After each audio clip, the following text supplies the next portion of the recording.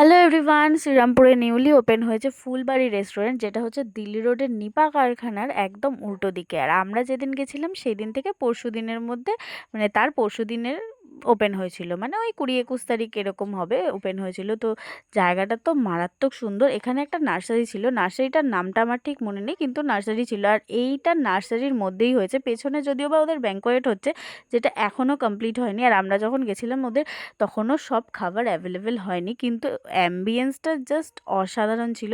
আর প্রচণ্ড বৃষ্টি হয়েছিল সারাদিন, তাই জন্য না অজস্র ব্যাঙ ডাকছিল, মনে হচ্ছিল যে সাউন্ড সিস্টেম বসানো ছিল, কিন্তু একদমই সেই সব নয়। অ্যাম্বিয়েন্স নিয়ে কোনো কথা হবে না। আর খাবার দাবার নিয়ে আমি এখনই কিছু রিভিউ দিতে পারছি না, কারণ আমরা তো সেরকমভাবে কোনো খাবার দাবার ট্রাই করিনি।